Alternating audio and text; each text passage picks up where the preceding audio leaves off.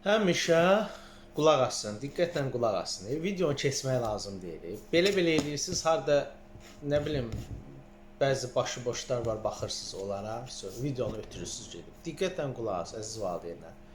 Yəni həmişə hərbi məktəblər barədə danışmışıq. Ola bilər, o müəyyən balı yığa bilməyib, övladlarınız qəbul ola bilməyib. İstəyir 9-cu sinif Naxçıvanskidən olsun, istəyir Sərhəd Qoşunları xüsusi məktəbi olsun, Hərbi Akademiya, İnstitut, Sərhəd Qoşunları, Daxili Qoşun, digər polis akademiyası.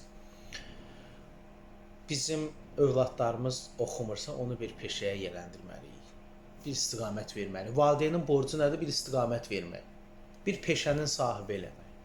Yəni, bu gün ölkədə gözəl peşə məktəbləri var, bilirsiniz.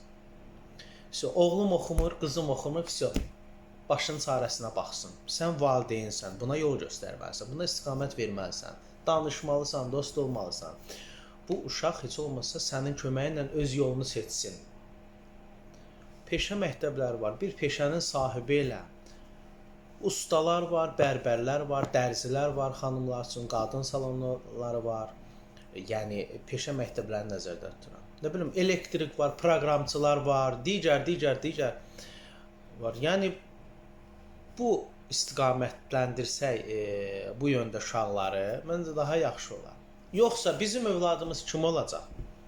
Mühafizəçi, hansı ki, biz ona axrannik deyirdik, əvvəllər deyirdilər, Sovet vaxtı eşitmişəm də, yəni bilirsiniz o vaxtlar. İndi bu olub mühafizəçi. Bir də ofisant. Bu da müəyyən yaşa qədərdir.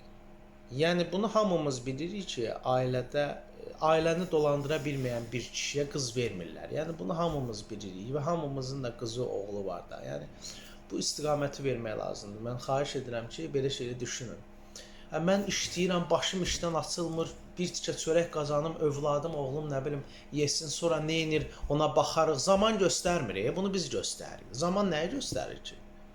Belə şeyə diqqət edin ki, sonra övladlarınız da öz başına döyməsin. Siz də deməsiniz ki, vaxtında bunu maşın ustası qoysaydım, indi 5 manat qazanırdı, indi gedib qalıb ortalıqda, bilmir neynəsin.